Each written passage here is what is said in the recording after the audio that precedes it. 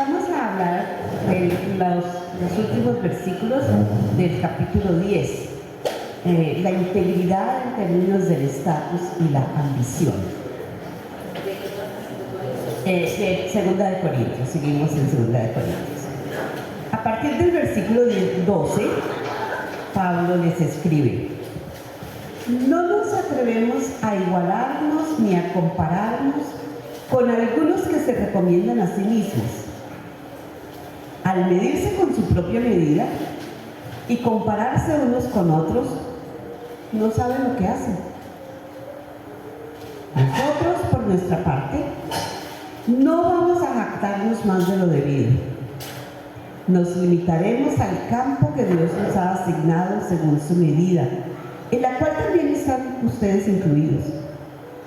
Si no hubiéramos estado antes entre ustedes, se podría alegar que estamos rebasando esos límites, cuando lo cierto es que fuimos los primeros en llevarles el Evangelio de Cristo. No nos jactamos desmedidamente a costa del trabajo que otros han hecho. Y sigue en el versículo 11. Nosotros, por nuestra parte, no vamos a jactarnos más de debido. Ya les dije, ¿cierto? Que lo que ha dicho. Al contrario, esperamos que según vaya creciendo la fe de ustedes, también nuestro campo de acción entre ustedes se amplíe gradualmente para poder predicar el Evangelio más allá de sus regiones, sin tener que jactarnos del trabajo ya hecho por otros. Más bien, si alguien ha de gloriarse, que se gloríe en el Señor. Porque no es aprobado el que se recomienda a sí mismo, sino aquel a quien recomienda el Señor.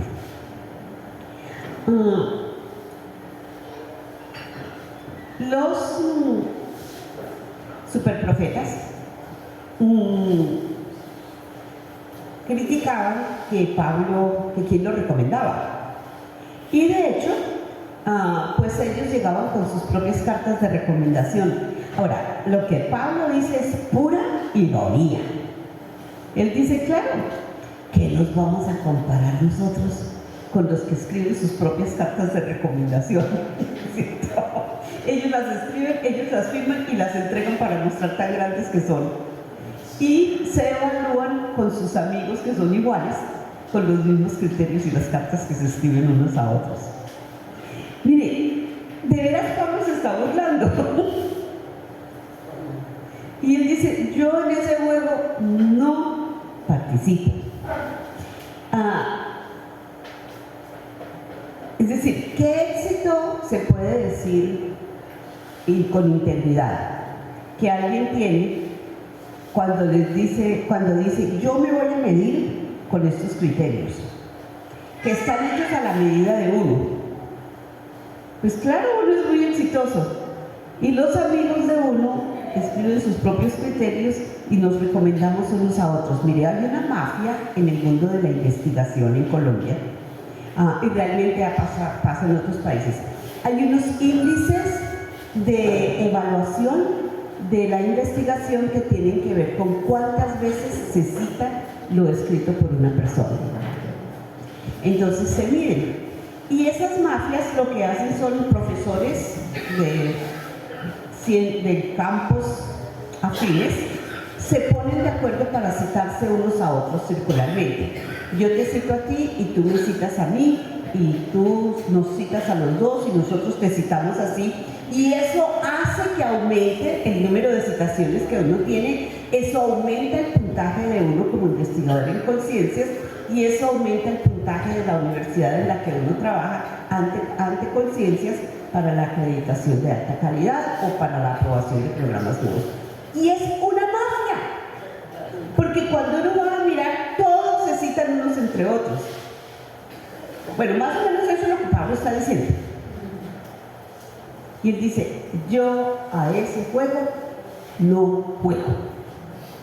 De hecho, Pablo les ha dicho antes a los de Corinto, mire, ¿cuál es la recomendación nuestra? En la primera carta que les dijo, mi recomendación son ustedes. Y la esperanza es que cuando la gente los vea a ustedes, como cartas que Dios ha escrito a través de nosotros, le den gloria a ¿quién? A Dios. Entonces, yo voy a predicar este domingo en la iglesia donde pastoreo un egresado aquí en Cartagena. Entonces me mandó a pedir el texto que voy a predicar y todo, y dijo, para efectos de propaganda, y enseguida se corrige, dijo, no, de los anuncios a la iglesia. Y yo pensando en ese texto le dije, no, sí de propaganda. Hágame el favor y empapela Cartagena y llena las redes sociales en Cartagena, porque en últimas a mí ya se me está acabando un cuarto de hora. Entonces hágame el favor y haga eso. Y claro, era un chiste, pero yo estaba pensando en este texto porque así pasa. Y así pasa en los círculos cristianos. Y Pablo dice, yo soy un tipo íntegro. Yo no juego a eso. Realmente, Pablo lo que dice es, mire, la verdad esa gente juega un juego de engaño y no más. Pero piensa en otra dimensión en la que eso se da en el mundo evangélico. En las últimas 2 décadas han crecido muy fuertemente ciertos movimientos o ciertos grupos bastante extremos en sus posiciones teológicas. Son hermanos en la fe, yo no estoy diciendo que no son, pero que básicamente miden al resto de la iglesia del Señor a la luz de lo que son sus doctrinas más fundamentales, y el que no cree eso lo descalifica como cristiano.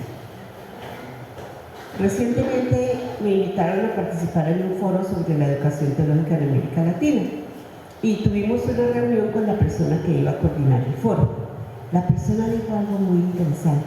Dijo, no, a mí me interesa mucho saber de eso, porque es que aunque se habla mucho del crecimiento de la iglesia de América Latina, solo el 20% de la gente que está en las iglesias son creyentes de verdad.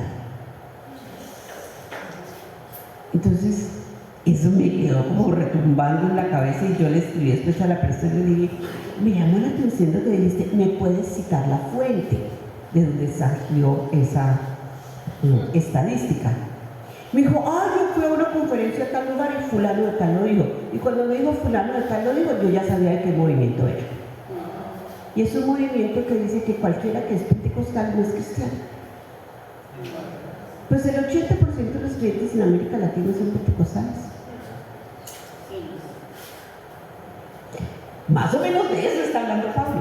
Los que establecen sus criterios y su círculo así de cerrado y descalifican a todos los demás. Entonces, y además ustedes no calificarían porque ustedes son arminianos. Pastor, por ahí. Vean a ver, ¿cierto? Y Pablo dice no a la competencia. El siervo íntegro no juega esos juegos. Por otro lado, el siervo íntegro sí tiene ambiciones legítimas. Y Pablo dice, mire, aunque no dependo de las recomendaciones, ni me autopromuevo, y si Pablo hubiera estado en nuestro tiempo, diría, yo no me autopromuevo y no me engrandezco en las redes sociales ni en el portal de la iglesia, la evidencia que respalda es el fruto donde Dios me ha plantado. El terrenito que Dios me dio, donde ustedes están, ahí es donde yo sí puedo decir que he cumplido. Ahora, el terrenito de Pablo no era tan chiquito. ¿Cuál era el terrenito de Pablo? El mundo gentil, el mundo no judío. Ese era el mundo al que Dios lo llamó, vaya, predique allá fuera de Palestina. Pero noten la belleza. Pablo dice, no solamente que él se limita a lo que Dios lo llamó a hacer, donde los corintios estaban incluidos, dice, oiga, pero es que yo fui el que les llevé el evangelio. Ahora él fue con Silvano y él fue con Timoteo. Yo fui el que les llevé el evangelio. allá no había llegado nadie antes a llevarles el Evangelio. Entonces yo sí puedo captarme de que Dios dio fruto, y en la primera carta les ha dicho eso, que él sembró, pero Apolos regó, y que el fruto lo dio ¿quién? Lo dio Dios, y en eso puede regocijarse. Y sin embargo dice, pero yo no voy a ganar favores con Ave Marías ajenas. Yo no voy a jactarme lo que otros han hecho. Él le escribe a la iglesia de los Colosenses y les dice, ni nos conocemos, porque resulta que a los Colosenses les predicó otro, pero lo conocían, entonces le llevaron noticias y él por eso les escribe para aclarar las preguntas que ellos tienen. No toma crédito de lo que no es.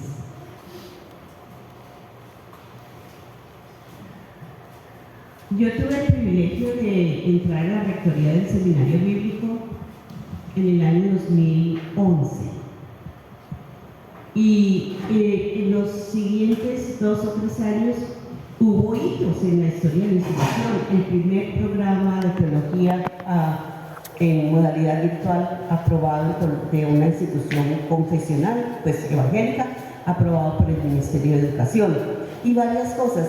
Y a mí la gente me felicitaba y decía, pero es que esos fueron los sueños de otros. Yo no soñé eso. Esos fueron los sueños de Manuel. Y no para reconocer que yo solamente cumplí con los últimos papeleos, que eso no era hechura mía, que el que había ido antes había soñado, había trabajado, había guiado un equipo para ese tipo de cosas.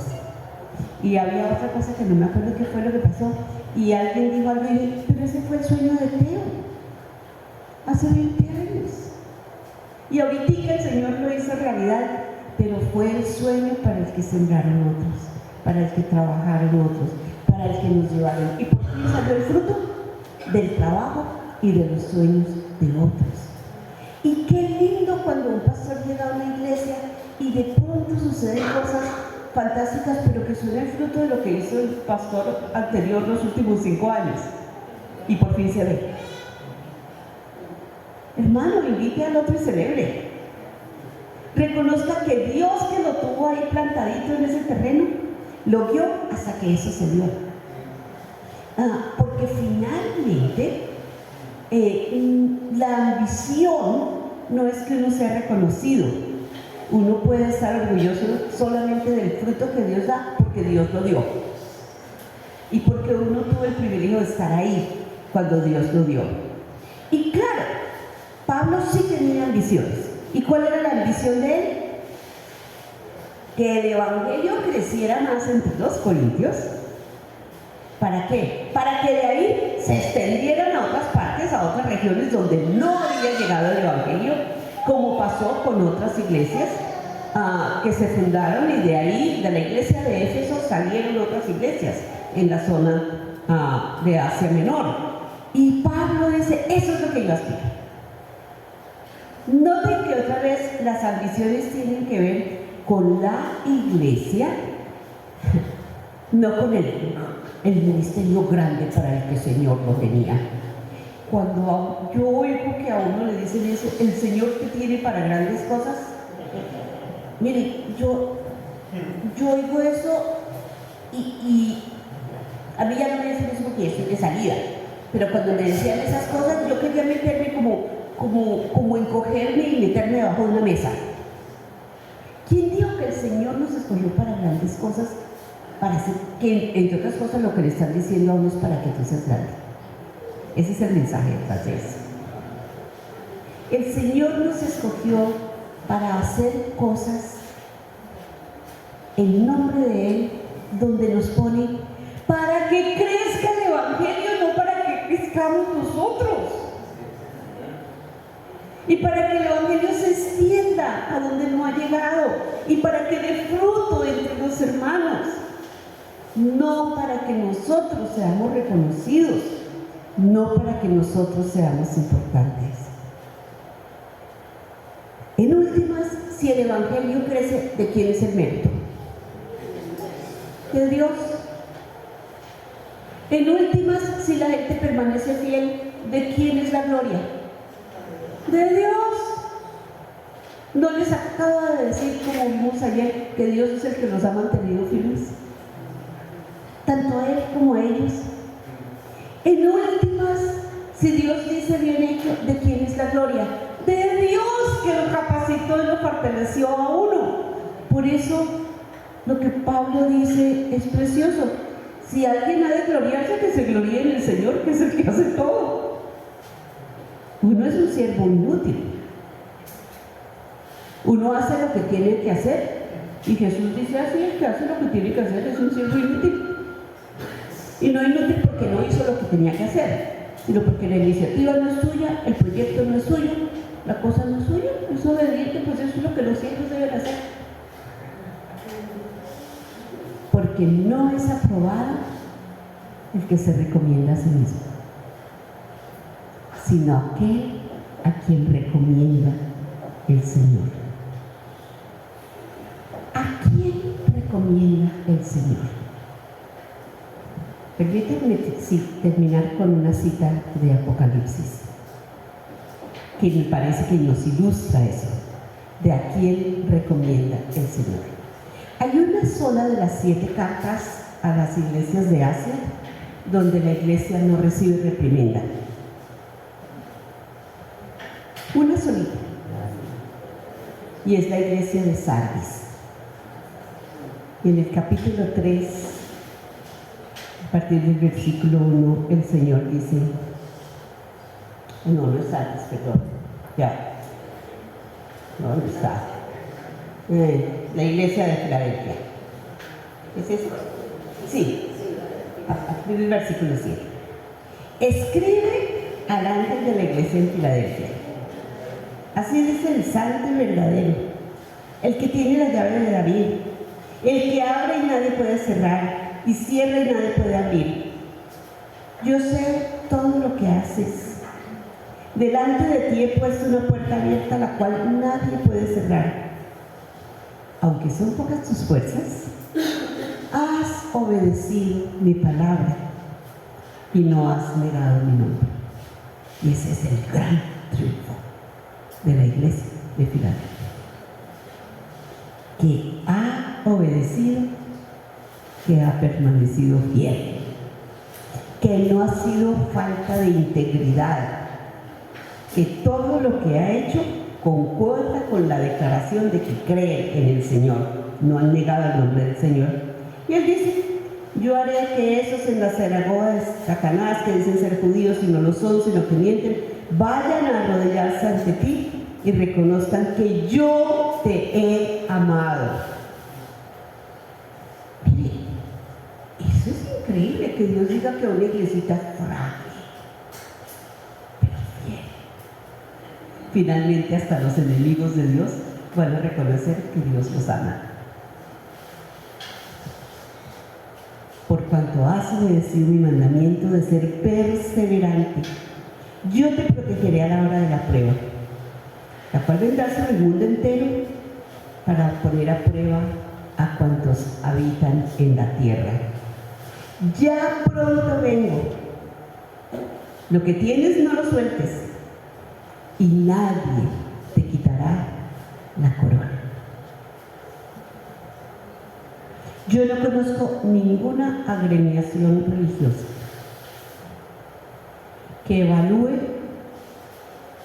a sus miembros en términos de eso. Han sido fieles, han perseverado, no han negado al Señor, sin referencia al tamaño.